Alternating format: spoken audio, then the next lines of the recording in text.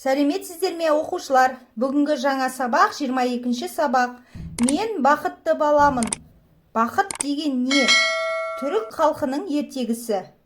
Ертеде бір бозбала болыпты. Ол өте кедей тұрады екен. Оның тозығы шыққан үйі бар екен. Басқа еш нәрсесі жоқ екен.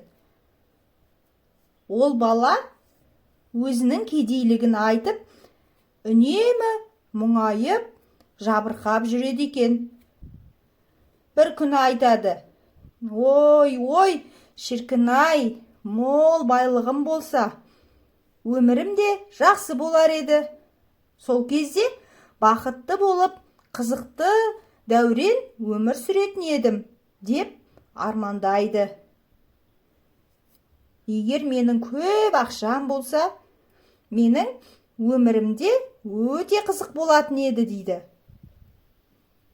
Бір күні ол баланың үйінің жанынан өтіп бара жатқан тасқалаушы шебер аға ол бозбаланың сөзін естіп қалады. Сөйтеді де қасына барып: «Ей бала, сен неге соншама қайғыра бересің? Сенің мол байлығың бар ғой, мұңая берме, болмайды», дейді. Бала айтады: «Менің байлығым бар дейсіз бе?» деп таңғалады. «Қайда ол байлық? Қандай байлықты айтып тұрсыз өзіңіз?» дейді.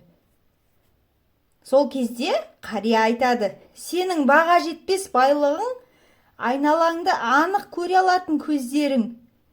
Бір көзіңді қанша ақшаға сатар едің? Немесе ақысына басқа не сұрайсың?» дейді шебер. «Не айтып тұрсыз?» деп бозбала шошып кетеді.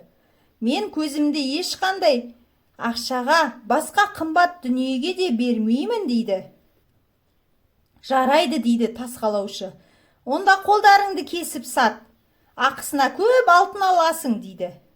Жоқ, мен қолдарымды да ешқандай алтынға бермеймін», деп бозбала безілдейді.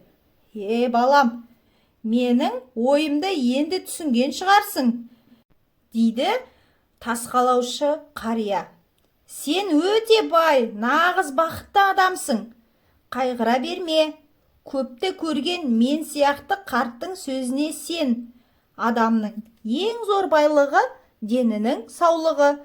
Денсаулықты ешқандай ақшаға сатып ала алмайсың. Дені сау адам ең бақытты адам», деп қария бара жатқан жолымен әрі қарай жүріп кетіпті. Сонда бозбала ойланып: менің бар байлығым өзімде екен ғой, денімнің саулығы екен ғой, деп түсінеді. Оқушылар, сабақ түсінікті болды ма? Біз өзіміздің денсаулығымызды бағалап, оны күте білуіміз керек. Сабақ түсінікті болса, суретті әдебиет каналына тіркеліп, достарымызды шақырайық.